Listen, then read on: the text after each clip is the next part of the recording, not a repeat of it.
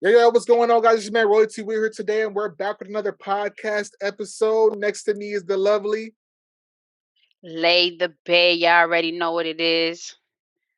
and we're giving you that raw Educated analysis. of life, baby. And we back Let's at it, get back it. at it. After 1 week, you know, had a special guest sub in, and I want to give a special shout out to Booney. She I'll, did a great job. She did a very great job, absolutely salute. Thank you. right? So one of the first things I want to say is congratulations. If you want to share your good news to everybody. Eyes are moving now. I'm moving on up. Went and purchased me a house since I couldn't afford an apartment in Georgia. You heard? And we in the building, man. We in the building. Turn up. I love it. Yeah, You're doing big things over here, for real. absolutely. So this topic is a heavy one. We're gonna be talking about the American dream. But to start off, we're gonna talk about this Tyre Nichols case. And Oh Lord, rest in uh, peace. rest in peace. I'm actually wearing this hat right here because in some of the pictures that I saw with him, he was wearing this hat. Wow. So rest in peace. He didn't deserve to die like that. I'll tell Absolutely. everybody that wants to watch the video, watch it at your own risk.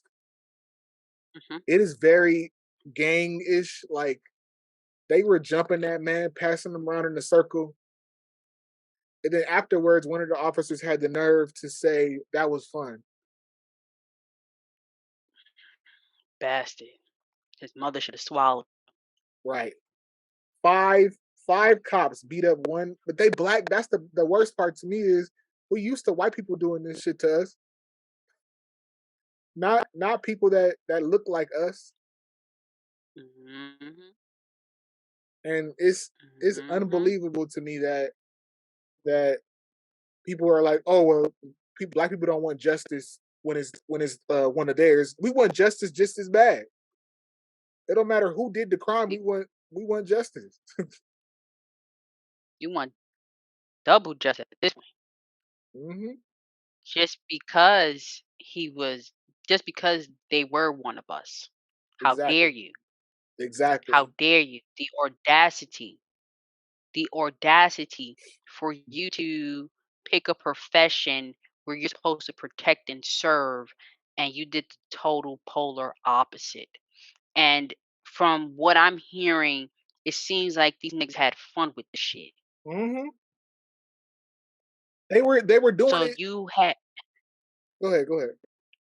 you had pleasure in beating one of your own when he was outnumbered. Number one, he wasn't armed. Number two, so there was no need for excessive force to come in. It So was. all y'all niggas can kiss my entire ass. It turns out that there wasn't even a reason for the stop. They said that there was reckless driving, and the chief of police said, I didn't see anything on there. And she's a real one though, because she's a black lady too, and she Yeah, made sure all of the asses got fired. And now I hear more people are getting fired now because the EMTs are getting fired that dealt with that. People are getting fired good. left and right because of this. Y'all all deserve it. I don't care if you black, white, whatever. I want y'all to go to jail and suffer for real. Put them in Straight to GP jail. Do not pass go. Do not collect $200. for real. Because it's sad that Forget y'all. protective custody. Yes, no PC, no GP is PC. where GP, you gonna walk the main line with everybody else. And if they decide to whoop your ass every day, then that's what you're gonna take. You're gonna get your ass whooped every day. I'm not protecting none of them because it's unacceptable that how this man was just bludgeoned, like beat up to the point where he was crying for his mom in the video. damn. And that gotta hurt as a mother, like to see a Oh, video like that and know that people that were assigned to protect you hurt mhm. you. Where do we draw the line where, like this protect and serve? Well, how are you protecting someone by hurting somebody? You're supposed to protect It everybody.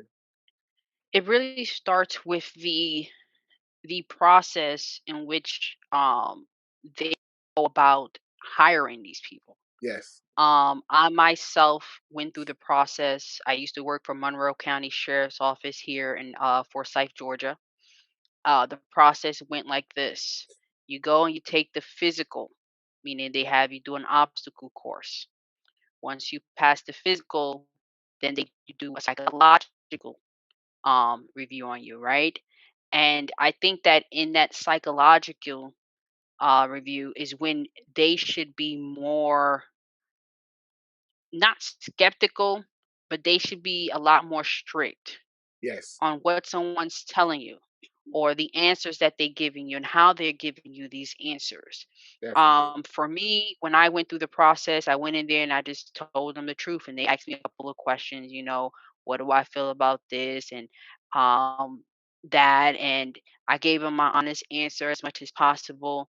Also, what they want to see is if you are human. That's Yeah. really what they want to know. But of course, anyone can go ahead and say anything, right? Right. Right. After you go through the psychological, then they put you through a lie detector test. Now, this was my process. I don't know about every other state, but for the most part, most states go through the same process. It may be different, out of order, but that was how I went about it. The last thing I did was do the lie detector test. The lie detector test was easy to pass. Why? Because all you have to do is control your heartbeat. That's it. So now you're going and you're hiring these people who, again, supposed to protect and serve. And first and foremost, if you want to be in law enforcement, let it be something that you love to do, not Exactly. something that you feel that you have to do because you want to provide for your family, which is cool. No one's mad at that. But also remember that you're not too far away from being an inmate yourself. That's number one. Nobody's above the Number law. two, no one.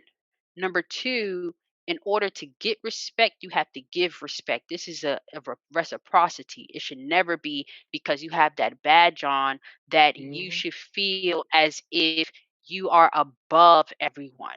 Because when I worked for the county sheriff's office, a lot of the deputies, because out here in Georgia, we have deputies. We do not have police, we have, but the deputies are over police. Deputies are over state troopers as well. So you should not be in a profession because you used to get beat up as a kid, didn't get no justice Hmm. for yourself. Okay, and so now you got yourself a gun and a flashlight and a badge, and now you compensating for them ass whoopings you used to get for a kid, and you taking it out on an inmate that may have said something to you wrong. For those of you who do not know, inmates have a lot more rights than they do as civilians. Y'all need to really start reading your law books and the guidelines that follows for jail because jail is different from prison. Okay, it's completely different. In the jail, they're more the officers and deputies who are in the jail have a lot more control. When you're in a prison, the inmates run the prison. It's Oh not yeah. really the officers whatsoever.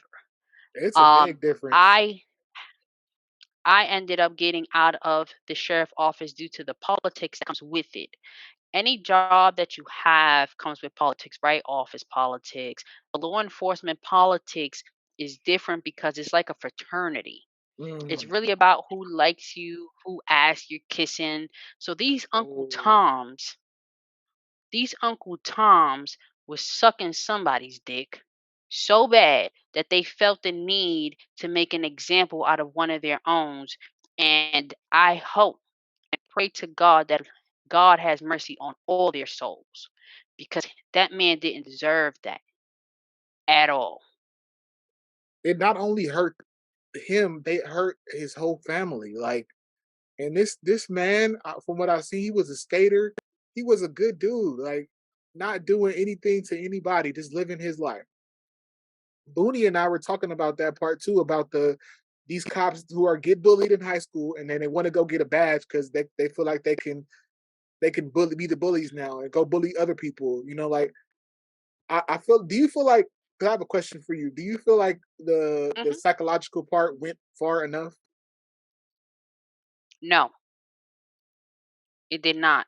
Was it Actually, what they do is they make you take a test first. like a So however questionnaire? you answer your question, it's a bunch of questions they ask you. Then you go and you sit down and you speak to someone. Um, me, for me, I was always an asset to the county jail because I was the only female, black female, who spoke Spanish. Um, so to them, it was like, why not? You understand what I'm trying to say? Why not hire more females? And she happens to be black. She happens to speak Spanish, read it and write it. And that's an asset to them. So whenever they needed someone to translate in Spanish, um, they will come get me. But Mm, also, I was placed on a squad. The squad I was on was originally Squad 2, and that squad had me, four other black people, and one white boy, and they were always ready to fight, like always ready to fight. You see what I'm trying to say? And I used to ask myself, like, why y'all always so quick to want to jump on these inmates? Are y'all this quick if y'all was to see them outside by yourselves outside of your uniform? hell no. Hell no. Walk the other You way. understand what you understand what I'm trying to say? And I never abused my power. I never went in there with, "Oh, I'm from Brooklyn and y'all gotta respect me." Nah. Y'all respect my shit, I'ma respect y'all shit. You understand what I'm trying to say? We all know how this shit can go. Yeah, y'all might be able to pounce on me if I'll be left in here alone. But understand, these people I have behind me, oh, they coming for revenge. Right. They coming for revenge. There's nothing to lock down a um what we call them was, like, you had Alpha, Charlie, Bravo, Delta, right?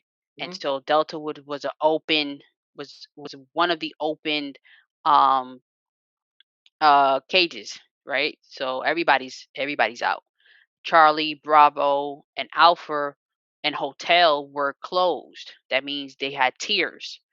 One Oh, tier they were come in out first, the cells. next tier. Right. And so for me, it's like, long as y'all respect me, I respect y'all. And I never really had no problems with no inmates. I think one incident occurred for me, but that was in the female side, and she was from New York.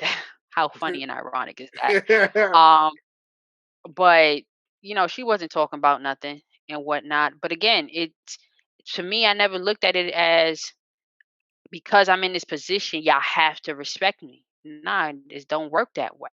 It don't Exa work that way. You understand? I get to go home, y'all don't. Let me do my right. 12 hours and keep it moving. And that's Exactly. how it was until the day that I left. As a person that's been incarcerated before, there was always those guards that we knew that had respect for us because first of all, you have to respect these people as people first. You Hmm. can't go in there thinking that, well, I'm superior to you or whatever. Treat them like a person. People will Yep. respect you if you respect them enough. They'll respect what you have to Hmm. say and your rules and everything. There's some people that's just gonna be assholes, period. Yeah. Some inmates, but for the most part, we had guards that we all liked because they came in there, they did their job, and they wanted to go home. They didn't do no extra shit. They didn't come in here and talk down to us. But we had certain officers that came in there would come talk shit to us. One of them, we called him Schwarzenegger because this motherfucker was like a big white buff dude, and he used to like try to intimidate all of us. Nobody liked him. Yeah, because he had a small dick and he wasn't getting enough pussy out.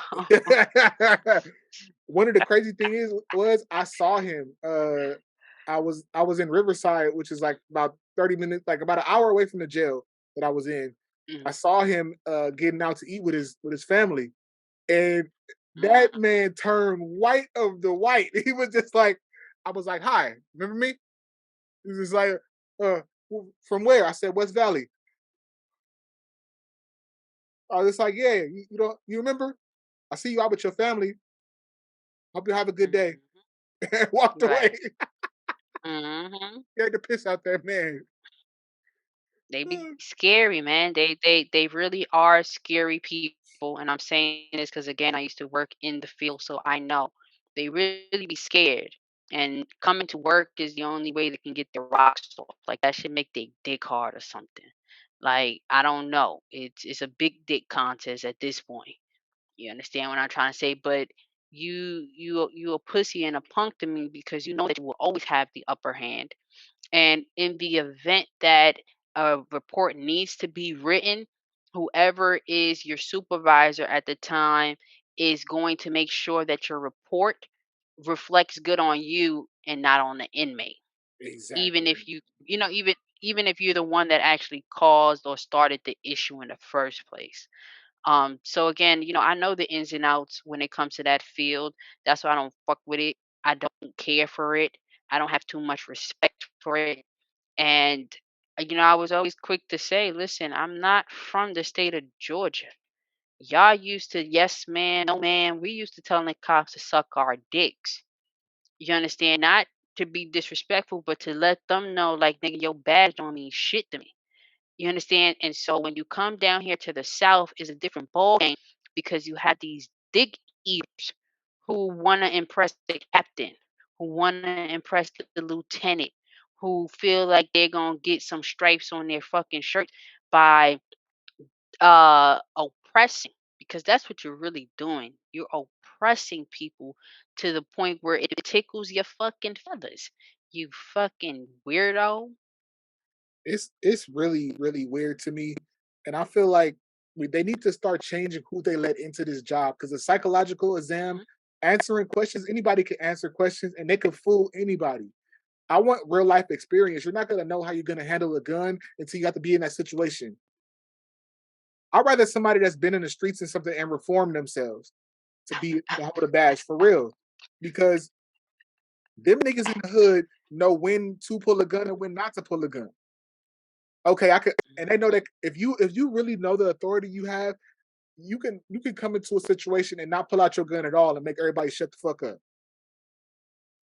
Well, and see, that's another thing too, is that they train you to kill. First and foremost, I was given a Glock 17. You understand? And Damn. I wasn't the best shooter at the time, but I was able to practice my shooting well enough to give you one in the head. You understand? And these courses that they give you is like once a year. But for me, because I started off as a jailer, which is considered like a CO, they kept giving me practices. So now I'm perfecting my shot at this point. So you can just imagine those, because some officers come from the army. Right. What do they teach you in the army? They teach you to kill. So you off the bat already have that mindset. You understand what I'm trying to say? And then every year you're perfecting your shooting. Every year you're perfecting how to get your gun out the holster and shoot. You understand what I'm trying to say? And then the Glock that they give you does not have a safety. So you Really? automatically just ready to boom somebody. Yeah. That's wild. Yeah. That's wild. Absolutely.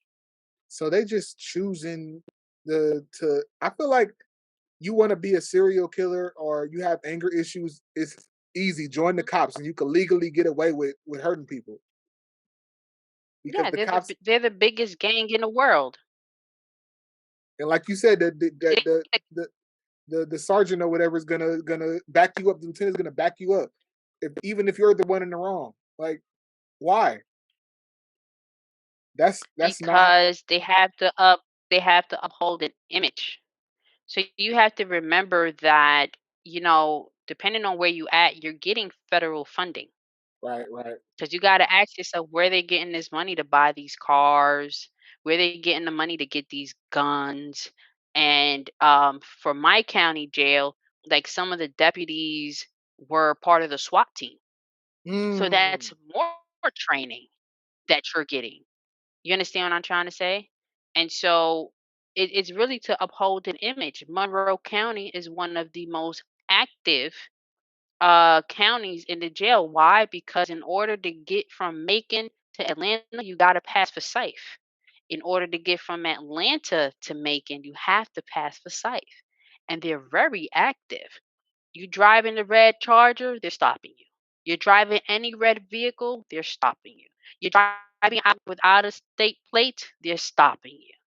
You understand what I'm trying to say? Like, the game is rigged.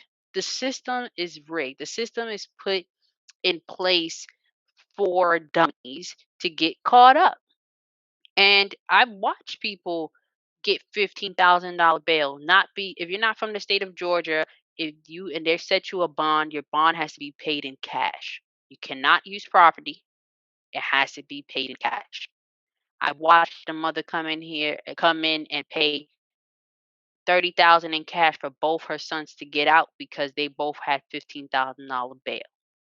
I'm reminded So of you a got to think about I'm you got to reminded of think the about rap all this money that's coming in. I'm reminded of the rap lyric where it says, "You might come on vacation, leave on probation." For real. Absolutely. It's no joke. Absolutely. The system is rigged for you to lose, especially in those southern states. For real. I mean, it's everywhere, the state nationwide, but I think the southern states are even worse. Because I've never had a cop talk to me as reckless as they did in Mississippi, and it was a Oh black yeah. cop. He told me, "You want me to fuck up your Mhm. day?" And Mhm. I told him straight out, "You did what you say." I said what I said. Like he was acting like he was gonna pull out his gun because I was talking. Like, so you got the right Oh yeah. to shoot me for words because you felt some type of way about me driving in this parking lot. Like it's just unacceptable, and it's like why we as a people they're supposed to serve us.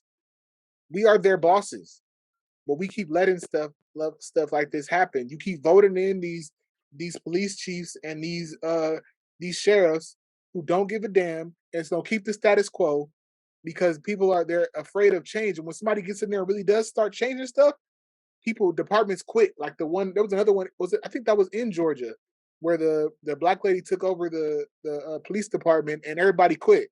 So they said, oh, it's unfair working conditions now, and well, no, she's trying to hold y'all accountable for y'all shit, and y'all don't want to hear it. Law enforcement is a man's world.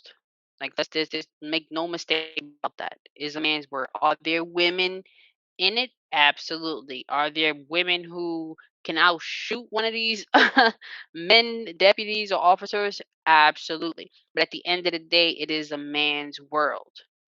So of course, if you put a black woman in a position who's now over everybody, Right. yeah, they don't want to work for a woman, let alone a black woman at that. So yeah, they You gonna know, go crazy.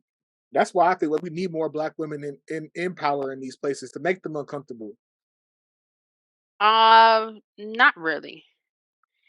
Only because just as much as the black men overstep their boundaries and use their power, black women do the same thing too. True, They true. do. They do. They go sit down with the chief of police, and they go sit down with the white man in charge because they're not in charge. They're really not in charge because they still have to answer to someone, right? And 9 out of 10, the person you have to answer to looks nothing like you. Right. And so everybody wants to impress Massa. I wasn't trying to impress Massa. You understand? I was the first one to go in there and actually speak my mind. I was the first one to actually go in there and be like, "No, this ain't right." Like, yeah, first and foremost, Forsyth is a small town and everybody's in everybody's business. Y'all so nosy. Y'all worrying about the wrong shit. First, this is how crazy it is. They had a woman that worked in finance for them, who was actually stealing money from them. They What? let that woman walk right out. You know why they let her walk right out? Why? Because she knew too many secrets Mm, that mm. they didn't want exposed. So instead of placing cuffs on her because she belongs behind bars, they just let her walk out.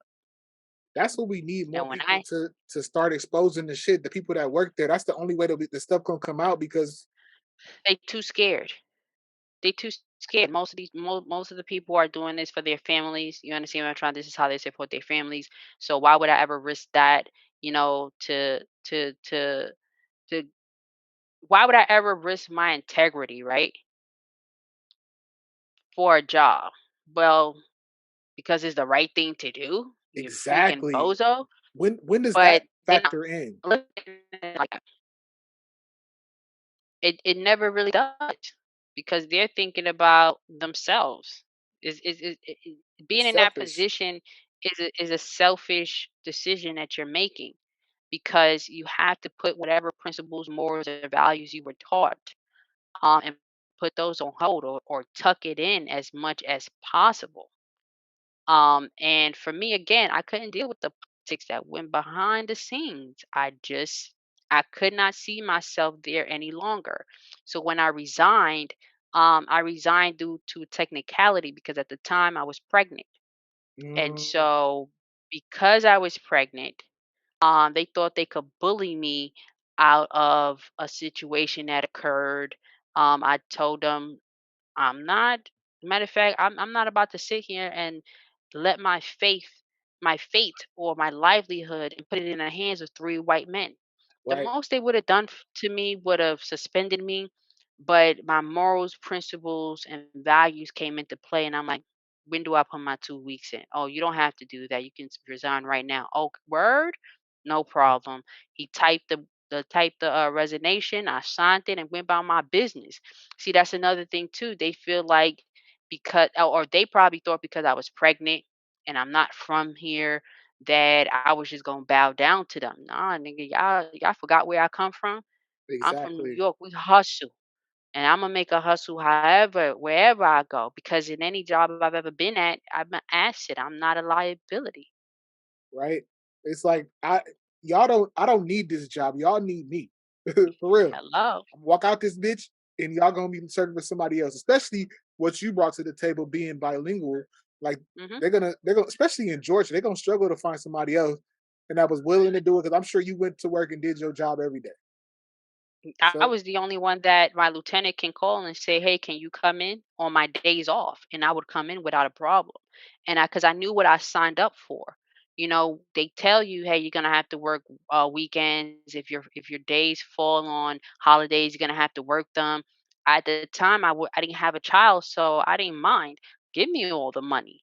And the schedule was actually a good schedule because one week I would work 5 days, the next week I would work 2 days. oh, But that's because nice. I'm working, yeah, but I'm working 12-hour shifts.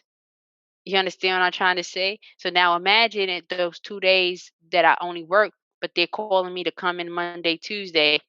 I'm off. I'm off Monday, Tuesday. I work Wednesday, Thursday, but they calling me to come in Friday, Saturday, Sunday. Right. And I'm doing that without a problem. You understand what I'm trying to say? Again, I was an asset. I was never a liability to them. They just wanted to put me in a position where I had to bow down to them. I'm not about to bow Mm-mm. down to y'all, Mm-mm. bro. Yeah, I, y'all got me all fucked up. I I always question people that choose these kind of jobs, like or working with kids, or and they do fucked up things because it's like Mhm. you didn't have to choose this lifestyle. Like I always compare it to you didn't if you were a woodmaker, you can't go to work and just say I'm mad at the wood today. Like I don't want to chop the trees down or whatever. You chose the job working with people. So you Yep. have to be a people person enough to and if you're not, that is okay. That's just not your job. That's just not a job that you can do, but you have to be able to accept that. I know there's certain things that I'm not cut out for. Like I'm not gonna be the person that's gonna be that good with conflict resolution at work. I can't do human resources like that. Because to me, it's like y'all gonna be petty with each other, and it's somebody that's good and cut out for that. But somebody come to me, well, he says such and such, she says such and such. My answer would be, y'all better figure that shit out and get the hell out of my office. Like it, I ain't got time for this shit, man. exactly. I don't got The the time for fuck? this. So I want to kind of go into the American dream part and Oh, let me read the definition. Oh, there's the definition. oh Can you believe that? So, the American dream is the ideal by which equality of opportunity is available to any American, allowing the highest aspiration and goals to be achieved. hmm. Mm.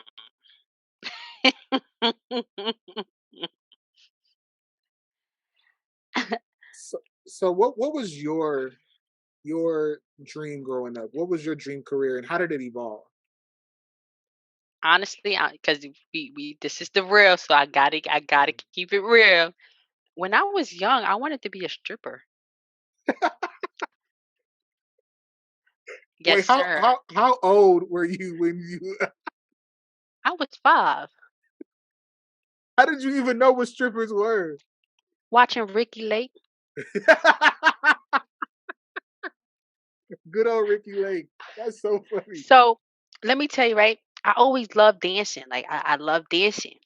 So, when you young, there were shows I could not watch. I could not watch Jerry Springer. Mm, I could not watch Maury, and I could not watch Ricky Lake. Those were grown up shows. But here now and again, I would change the channel on UPN and watch Ricky Lake.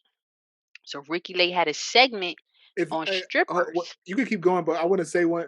Drop some hearts But in the comments if y'all remember UPN, because UPN was a classic network. UPN, drop some hearts in the comments for real. I'm telling my age, aren't I? It's okay. It's okay. It's okay. I still look good. I still look good. But I was watching Ricky Lake one day, and she had a segment on strippers. And the girl, she was, dressed up in her uh outfit, and she was dancing. But at no point did I ever think that stripping was a bad thing. Right, So I right. was like, oh, I want to I want to do that. Like, yeah, right. And so one day my aunt asks me, she's like, Layla, what do you want to be when you grow up? And I'm like, I want to be a stripper. And oh my God, did my father's side of the family freak the hell out? Because at this time, my mother had just moved to Brooklyn. And so they're Mm. thinking that the move was the reason why. No, it was really because I watched an episode of Ricky Lake. But once they told me like what was wrong with being a stripper, I was like, no, I don't want to do that. Men throwing money at me. The thought of that, first and foremost, I don't even like people playing with my money. So we're gonna start right there. And second of all, I'd probably be the only stripper with a collection plate. Don't throw no money at me. Just pass the plate We're around. gonna pass Pass the this plate around. around. This You we taking understand? donations. We Right. this offering in this bitch today. So I went from wanting to be a stripper to wanting to be a lawyer. Mm, And the reason why I wanted to be a lawyer is because I started watching a lot of Law and Order. And I was like, oh, I want to do that. I want to help people. You understand? Um, then I went into high school and wanted to become a civil engineer. And so when I was in high school, but I think more so me wanting to be a civil engineer was more because I wanted to impress my family. So my father's side of mm, the family, they were a lot more bougier, a lot more educated. Everyone, for the most part, got their college degrees and had good standing jobs. And so I wanted to be a civil engineer to follow in their footsteps. And right, right. so for me, it was more so of their dream than it was actually mine. I understand Then that. when I became a lot more rebellious and was like, nah, fuck it. This is my life. I'm gonna do it my way. Fuck everybody else. I became more interested in the health field. Mm, And so I ended up going to school for health services administrations. Then later on went and got my BA for health management. And so right after I graduated, I ended up getting a job in the health field, and I loved it. I love helping people. I love fax and filing. I love tapping in data so entry. you I were love doing answering health phones. administration. Yeah, clerical work. Okay, okay. Because really started off as a medical assistant, but there was a situation where there was a kid. So when a child does not want to take the temperature from their mouth, the only way to take it is through their butt. Yeah, And rectal. this little boy was squeezing his butt cheek so hard and crying. I said, nah, I can't do this. You hearing you taking people's um reasoning for coming to the doctor's office, and you got to ask them questions, and you hear people, oh yeah, I got AIDS or things like that. And people, you look at them and you can't even tell that they have this. And I'm like, nah, this is I'm too sensitive for this part of the health field. Mm, Let me see what I can do more on a clerical side of it. And so when I got behind the clerical side, I was a lot more comfortable. I was because I'm an organizer. I love right. putting things and organizing. I love scheduling. Um, that's Did my thing. I did you have love it. any direct interactions with patients? Yes. So the first place I started working for was Bright Point Health. They actually did their name is different now, but their name was Bright Point Health, and they helped the underserved. So Bright Point had a bunch of clinics that help people in shelters, men and women with children. Mhm. And so a lot of my interactions were with homeless people, people trying Mm. to get into it. But what I loved about Bright Point Health is that not only were you able to see the doctor, your child was able to see a pediatrician. They had something called Health Home where they were helping people get into their apartments. The new buildings that were being built in Brooklyn. So that was really the reasoning why I actually loved working for the company. Not only that, but they gave you incentives. After a while, they started to expand and bring other people in. I started working real closely with an infectious disease doctor. That's when I started to learn about different doctors, geriatric doctors, pediatricians, OBGYN, the difference between a regular gynecologist and an obstetrician gynecologist. Mhm. Um, but working with an infectious disease doctor, Dr. John, shout out to Dr. John, man, because he wrote me a good, lovely, lovely recommendation letter that I've been using almost all my life. But he dealt with people who had AIDS, and the patients that will come in, you wouldn't even be able to tell. And that right there used to scare me a lot because I'm watching these patients come in. You can't tell by just looking at them that they have AIDS because, of course, the medicine has advanced to the point where you can actually live with AIDS, i.e., Magic Johnson. You and I Um, come from the generation though where we saw the impact of AIDS and it mhm, was scary. Like mhm. today, somebody get AIDS, it's just like, oh, you'll be all right, just take this pill. But before, we literally saw people dying, getting sick, having the sores on their face, having the sores on their body. We like this, it's real. So like, I yeah, had an uncle who died from AIDS. My family never disclosed it to me until I was like probably older. That's another thing I loved about my family too, that they really sheltered me and protected me from a lot of things. But yeah, I had an uncle who died from it. But when I was working there, now I'm an adult. At this point, I'm married. This is my career. This is where I wanted to get to the top level administration in the health field. That's what I wanted to do. But when I came down to Georgia, what I quickly learned was that white women run the health field. hmm And so when I would go down to the interviews, you got these old white middle-aged women who are threatened because once they see my resume, they see that I'm from New York. I have the experience. Clearly, at this point, I'm overqualified, right? I speak bilingual, so they're more afraid that I'm going to take their jobs more than anything.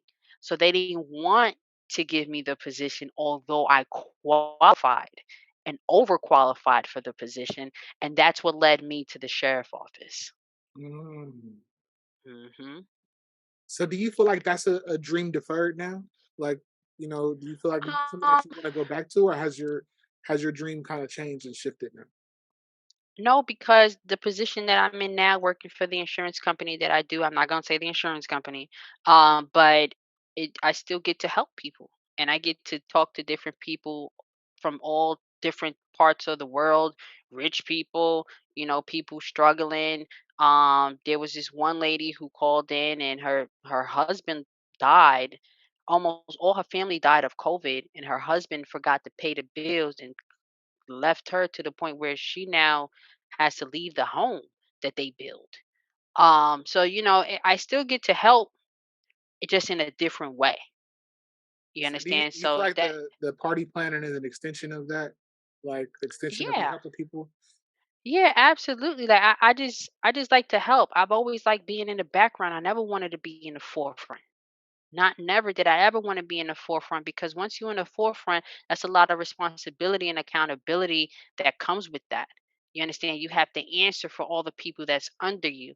On top of that, I don't have time to deal with everybody's mood swings because for me, I'm a different type of worker bee. You understand? The reason why I call myself a worker bee is because that's what I am. Like that's just the reality of it. I don't come in with my problems from home. I don't bring that to work. A lot of people don't know how to separate business and personal. Every Mm. job I've ever obtained, I've always maintained a level of professionalism until you brought me to that point where I got to show you that I was raised in Tompkins projects.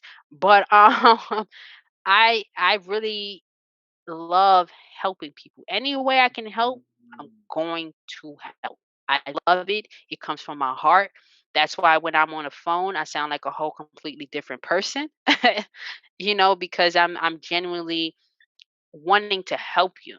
This has nothing to do with the paycheck because I'm gonna get paid regardless. So does it bring you joy knowing that you were able to You know. resolve issues for people like that are in those situations? Oh yeah, absolutely. Like absolutely. And this is why I always used to tell people, if you don't love what you do, stop doing it. I Facts. knew that I could never work in fast food restaurant.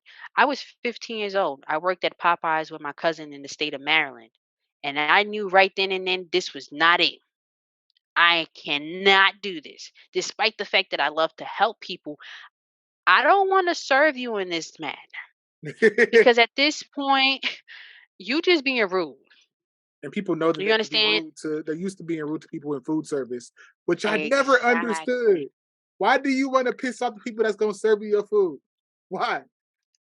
Exactly. And so I promised myself from that day forward that I would never work in fast food restaurant. Not saying that there's anything wrong with it. It's just something that I Not for couldn't you. see myself do. Now, mind you, my very first job that I've ever obtained was because in New York they have something that's called summer youth. Mm. My summer youth job was not outside picking up leaves and shit. My summer youth job was in the rent office. Like I was always in an office setting. I always sat down. I get paid to be pleasant. Just put it that way. And it's I don't I love it. Like how can you not? You feel me? It's the people who just do it because of a paycheck or the people to do it just to get by. That's where you catch all the attitudes and you can tell when somebody don't like their jobs because Exactly. it's in the way they do it. You half-ass yourself. I'm not about to half-ass myself. You know why? Because I love what I do. So I'm gonna give it 100% every day. Every day. And I'm gonna find a way to get better every day. Master your craft and you're going to see the rewards at the end of it. And I that's all I've ever done. I love it, the fact that you figured it out, you went forward and Oh you're yeah. able to adjust this and you help people in different ways, and that's Mhm. I think that's what, uh, makes us as close as we are, and then it's Yeah. the connection that we share. Because I like helping people too, so Mhm. it's an awesome thing. We got a lot of similarities when it comes to our dreams, I guess. Well, part of it I want to start off with is I was allowed to watch Maury and all of that, but Really? I was not allowed to watch The Simpsons. Really? Yes, I I used to peek and watch The Simpsons. it's crazy to me. Like when I think back, I'm like, they should have stopped me from watching this, the That. daytime TV, like Jenny Jones. I remember I watched one episode where the girls came out, Oh, Jenny and I'm Jones. just like, ooh, her titties out, Boobies. booby, booty. Little boy, I'm just like, this is it. Especially the days that I was home alone. Like this is this is Mhm. everything. So uh and another relation that we have is my mom worked in the medical field. My both of my parents did, but my mom was in administration in the medical field. So Okay. she was over 5 departments eventually. Like she Oh, moved up see. the ranks, like boom, boom, boom, Yeah. boom. She climbed the ladder there, working from the mail, not the mail room, the file clerk. She started as Okay. a file clerk and moved her Mhm. way all the way up to top one of the top people at the hospital. Yeah. So Yeah. yeah, that was something I thought was So interesting. so what did you wanted to be? What did you want to be when you was a kid? So one of my first dreams is I wanted to be a superhero. I was about to say I knew you wanted to be a Power Ranger because most boys. Gonna be courageous. I was watching that stuff. I was like literally thinking of ways like there's got to be a way that I could possibly do this. I could like be a superhero and save people. So I was dead serious about that for years. You know, like I was just like, I'm going to I'm going to figure out a way to be Spider-Man or something like that. Right. Right. So Oh man, you wanted to be out here being vigilante. yes, I wanted to fight crime. I'm like, yes, I was even thinking of ways I could do it and everything. I'm like, yeah, they will never catch me. I'll be the real Batman. Yeah. Yeah.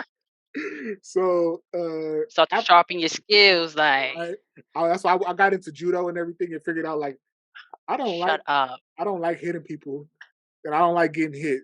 So I can't do it. This is not for me right This is here. it. Yeah, this ain't it. So as I got a little older, I started watching court TV a whole lot with my mom. And I remember we watched this Mm, trial called the Ted Bundy trial. I don't know if you remember about this, but it was basically like they did a movie that was loosely based on it, where this billionaire casino owner was mhm, killed by his mistress and like some guy that she was with. So my mom and I were watching the whole trial, and I remember being intent about it. Like I'm into this. Like I'm like making arguments for the prosecution where they should have did this, this, and this. And then my mom was like, you know what? You're a great arguer. You should be a lawyer, and then right. be a judge. I was just like, well, maybe that's what I should be. So that was like middle school ish. I was like, that was one of my dreams. And then it shifted again when I found music, like found like my love for hip hop. And I like, I want to rap, I want to rap. And then I was like, I want to act too. And I would start thinking like, it's so many different things. And also another dream during that time was I wanted to be a politician because I remember being 14 years old during the 2000 election. I'm probably one of Mhm. the only 14-year-old boys who was sick in bed and knew I needed to watch the election coverage. And when George Bush won, I was just like, that's bad. Okay. I was in bed, sick as a dog. I was throwing up. I could not move or nothing, but I was like, this is important. And then Yeah. when they said Gore was winning, I'm like, this is the right thing to do. And then as soon as they said Bush won, I'm just like, Mm, this is we bad. doomed. Lord knows I was right because a year later, that's when the towers happened. I'm just like, this Mhm. we just made a big mistake. So that was one of the things I wanted to do. So it shifted a little bit. The lawyer thing, I didn't want to do that because I know the system is corrupt. So Mhm. and I see the dirty tactics that lawyers do to people. Like I I just couldn't do that, even on both sides, because I couldn't Mhm. defend somebody I know that is guilty. Or and Integrity. I can't prosecute somebody that I know is not guilty. I just can't Yeah. do it. And I can't allow people in my circle to do that because you're gonna be friends with people and you know that this you have the proof in front of you. You know that this person did not do that crime. But your job is to go there and try to prove it. And if you're right, if they think that you're right, then this person's going to jail for a long time. Because in court, it's not what you know, is what you can prove. Hmm. And remember in the Medea movie, when he said, when Medea, like, you supposed to be loyal, loyal, loyal. We loyal, like, you got to, you playing in the playground when you in that type of profession. There so is no integrity. and so kind of getting older, people was like, oh well, hip hop is not a real job, music is not a real Mhm. job.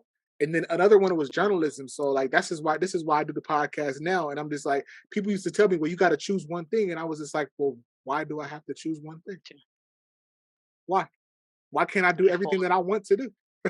right. What's stopping me? Just because It all y'all falls stopped. under the same umbrella. Exactly. Yeah, Y'all stopped at certain areas in your life, but why you want to be miserable? I don't.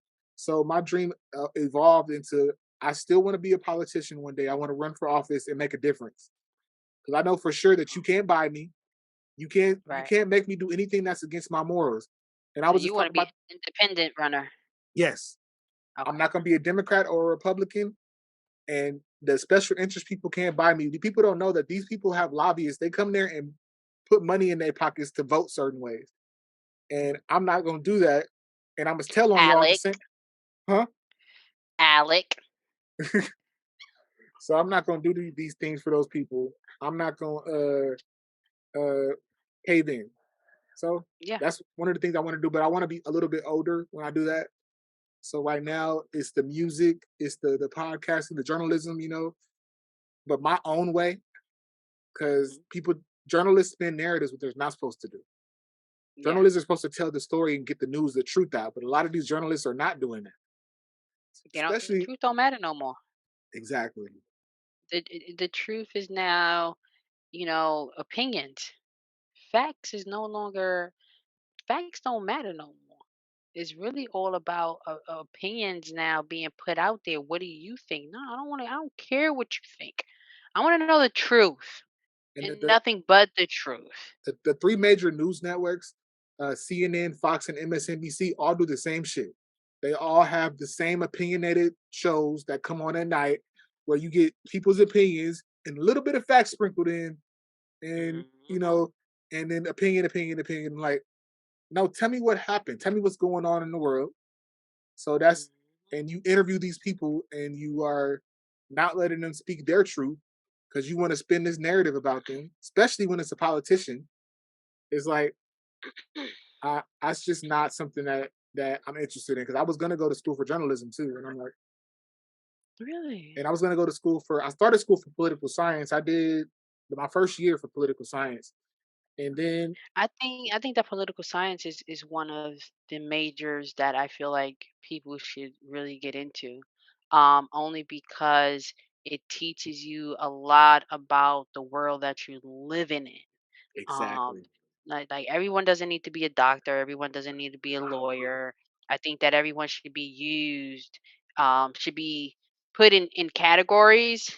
And we should have this many doctors, this many lawyers, and this many people who deal with accounting, uh, uh finances and things like that, politics. And political science is definitely one of those things that I never really wanted to get into because I hate politics, but I know it's good to know. Like, you got to know what's going on around you. exactly.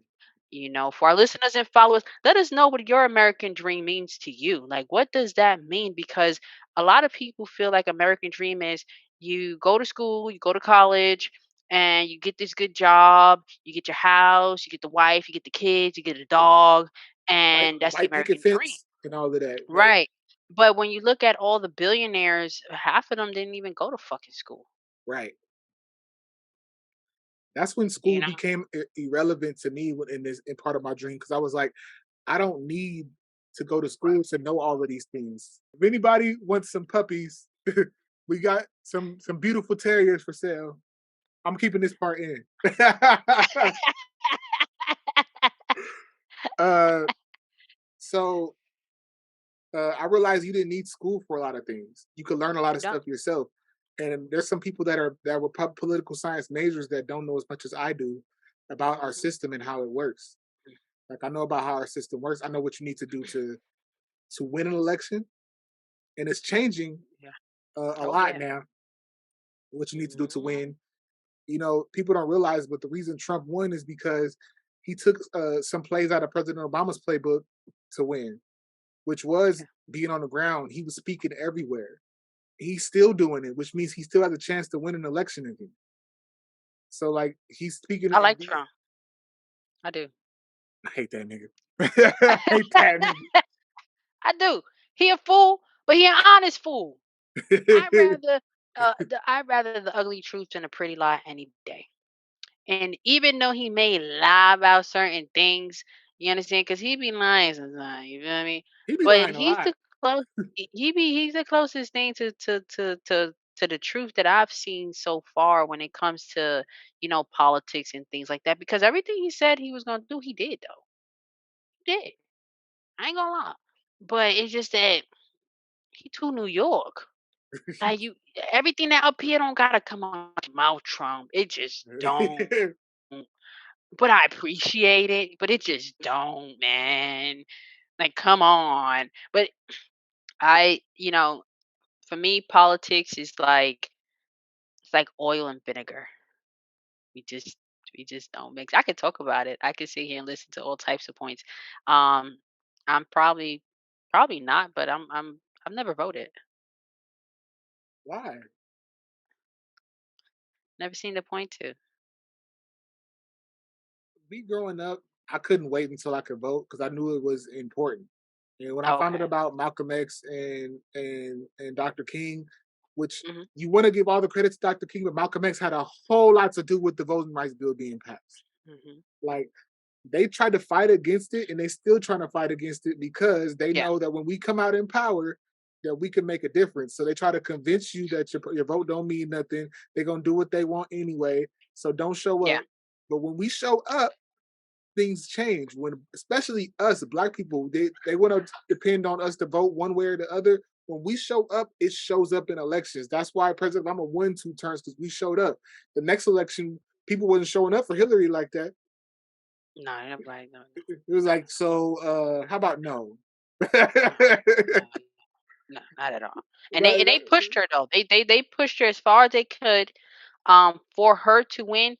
But the thing about it is that you could just tell Hillary was scripted though. You can tell that a lot of her stuff was written for her. Trump wasn't. Again, he's an honest fool. Like you can just tell that he was just saying what the hell he wanted to say. The Do thing you that understand what that I'm that trying to got say? me with Hillary was when she pulled the hot sauce out her purse. Like, you really trying to pander to us, ain't you? I know good and goddamn well you do not carry no hot sauce in your purse. It, but this is the thing though, right? Bill Clinton is more accepted in, excuse me, in our eyes than Hillary is. Way You more. feel me? Like Bill's cool. You feel me? You understand? They ain't have to impeach him. He wanted his dick sucked, like ugly by ugly To fat me, bitch, to but me, he still, you feel me? He was still running things. Like I I was don't young. doubt. I was young when that was happening, and I remember because I was Yeah. like, I was a kid that watched the news. So when I saw him come out and say, "I did not have sexual relations with that woman," I said, I was a kid, and I was just like, I don't know what sex is, but he did it. I was just like, this man lying. I remember being a kid, just like he lying. He he he, lying. I don't know why he lying, but he lying. he lying because did you see Monica Lewinsky? You be like, ooh, I'd have lied too. I ain't gonna hold you. You feel me? I'm not gonna hold you. I'd have lied too. Don't worry, No, and Bill. knowing the Don't worry. history It's now, in the past. that wasn't his first time doing it. Like he had a couple of other mistresses that they knew about, even back when he was governor back then. But the country was never in a better state, and like until he got there, his 8 years, the country was we was in a surplus. Everything was Yeah. good after Clinton left, and then Bush came and took 8 years of trashing it and fucking it up. To where when President Obama got in office, we was in the worst depression we had been in since the Great Depression.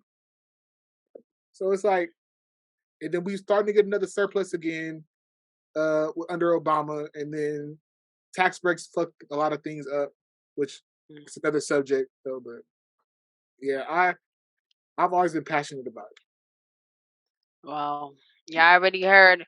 When Rory run, I better see you out there. That'll be the first time I ever vote. it. I promise you. Oh, they That'll they be the ain't gonna first like time I me though, ever because I'm definitely like all the special interest people. I'm telling on y'all. They gonna call me a industry snitch. I'm not a snitch on nothing else, but I'm telling on y'all. a whistleblower. Yeah, exactly. That's gonna be me. I'm gonna be a whistleblower. I'm gonna put y'all on blast though, because I'm gonna be on video. We still gonna be doing this podcast. I might start off an episode. So you know who hit me up today? Marlboro. Marlboro wants me to vote, and they sent me this much of a check. What should I do with it, guys? They can say we going to the strip club, big booty hole. For real, but my dream now is so big that sometimes Yeah. it's overwhelming because the Mhm. musician part of it, the singing, but I also have a dream of helping people. I want to build homeless shelters for people because I've been homeless before. Yeah. I've seen people Yeah. who are addicts as well. I know me personally, I can't work with addicts myself Yeah. because it just is triggering for me. But I would like to Really? build things for people. It's because my mom was an addict, so Okay. I notice when people are like extremely drunk in front of me, it makes me angry and it triggers me. Mm. Like, and you start, coming up to me, that guy gets in your ear. Hey, how you doing, buddy? You know what I'm saying? How you doing? Uh, Man? Get the fuck out of my face. I mean, no, I just don't have the patience for it, and I'm honest with myself about that. So, Well, see, that's why me. This is why me and you here, man, because I have the patience for it. My grandmother was an alcoholic, but I can actually be around my grandmother without a problem, like without an issue. My aunt, she was sick too. I like to call it a sickness. I really don't it like to is. It call it is. an addiction. And so my aunt she was addicted to crack, Mm. and she got up out of it without having to go to any therapy or any rehab or nothing. And that's what made me say to myself, oh, y'all motherfuckers ain't got no excuse. Y'all out here doped up and cracked up because y'all want to be. Because if she can do it, y'all can do it too. Mind over matter, right? But I have the patience for it though. I can actually sit around addicts all day and And just see, talk and just see see that where it that's why stems from. I would have you help me with that part of it because I want to put the fund. Administration. Yeah, I want to put the funding part into Yeah. it, but I'd be like, you know what, Lay got that part.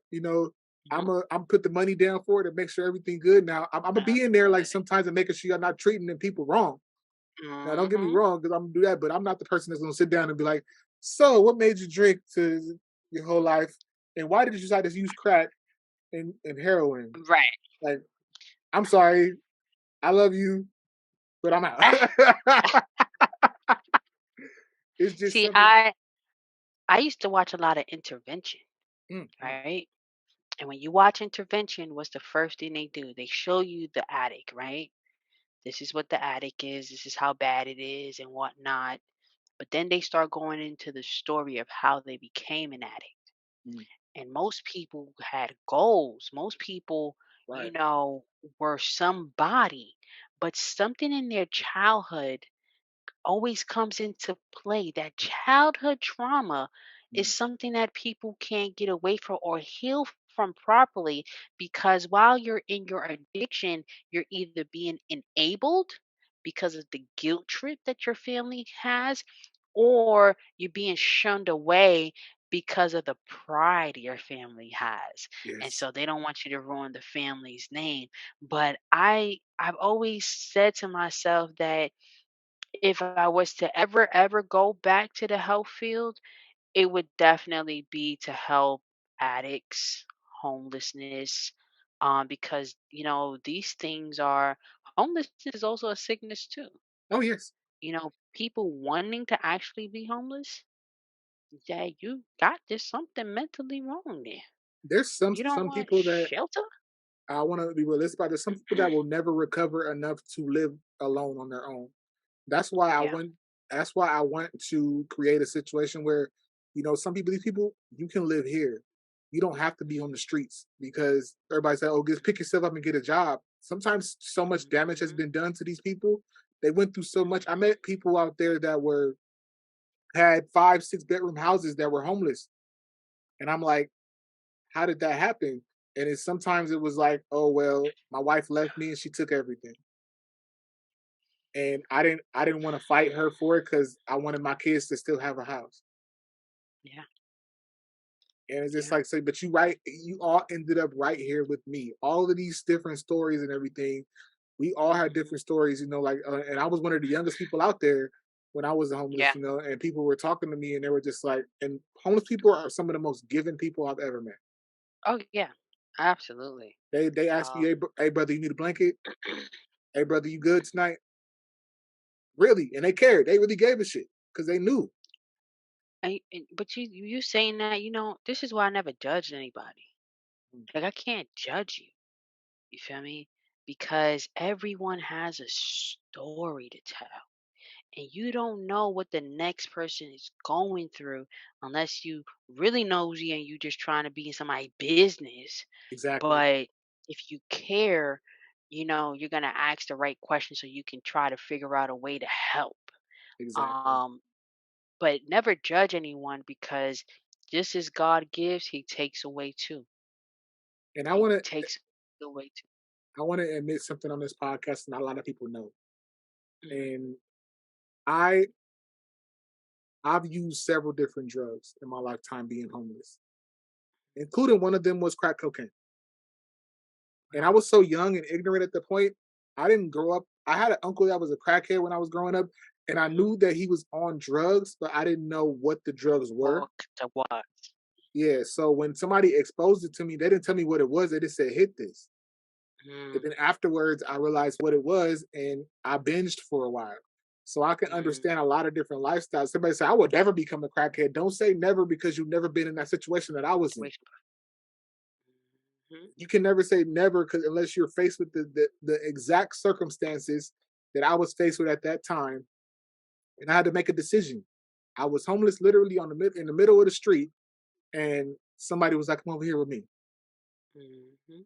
and they were inviting to me, and I'm just like, "Well, this must be like another weed or something." I knew what weed was, so I'm just like, Right. "This must be something similar." And I realized at that point how powerful of a drug it was.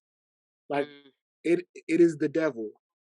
It is. mhm. There's nothing else. Like imagine taking a bite of a cookie, and then a couple seconds later you have to get another bite, and it keeps going like that. You have to. Your body is saying everything. You better go bite Yeah. that cookie. You better go back and Mhm. get that cookie, and you're gonna be itching and scratching. I need I need another bite of that cookie. That's how crack is for real. It's like I need to go back. Mhm. I need to. I need like for real. It's bad, and I'm blessed enough that they say I should have an addictive personality, but I don't. Really. So In the because my name of Jesus, the devil is a lie. because both of my Ugh. grandparents were alcoholics. Both of my grandfather on both sides were alcoholics, Wow. and my mom was an addict, all around addict. She was addicted to pills, alcohol, and pretty much anything. She was that addicted personality, and I Wow. was able to shake it on my own. But I Mm. understand people that can't Yeah. because it's a body Oh, thing. yeah. Like if your body's telling Mhm. you to do something, that's something else.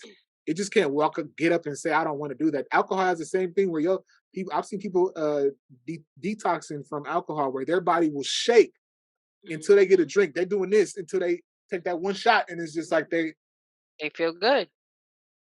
it, it's a real thing, and So sobriety is not an easy thing to do. right, It's not an easy thing to do. and It's always it. You can say it, but it's not easy. it's not at You all, know, and that's why we especially when you don't have the support system to help you get up out of it.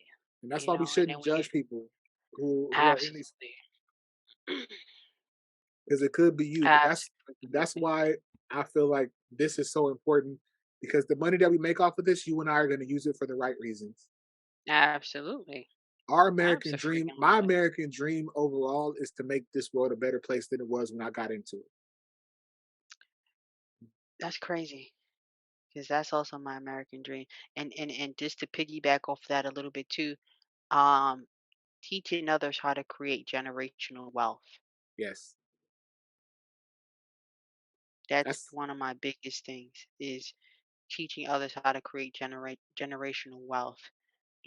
And that's why I like keeping my hands in different things, real estate, same. podcasts, media, um, anything that has to do with people, because I feel like if we can get to a point where we can master these things and teach one, because each one teach one. That's another thing too. A lot of black people, for some reason, it's like y'all want to keep all the information to yourselves. You understand what I'm trying to say? Like, you ain't gotta fish for me, but shit, teach me how to fish so I can Exactly. do it on my own.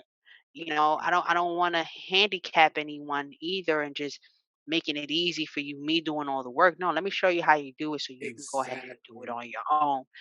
So that's definitely one of my biggest dreams is to master how to create generational wealth so I can pass it on, not just only to my daughter and my future family, but everyone around me who wants to listen. Because you can only absorb the information if you want it. Because Yes.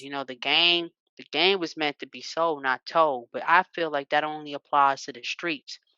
When it Exactly. comes to reality and real life, once you outside that street code, that's a different ball game. You shouldn't Definitely. keep certain information to yourself. You should want to give that information to others as much as possible, because guess what? At that point now you're building relationships. You never know if you're gonna need that person down the line again. For And real. now they're probably be in a better position than you were when you first met them, and now they can teach you some new stuff. You understand what I'm trying to say? Like, Exactly.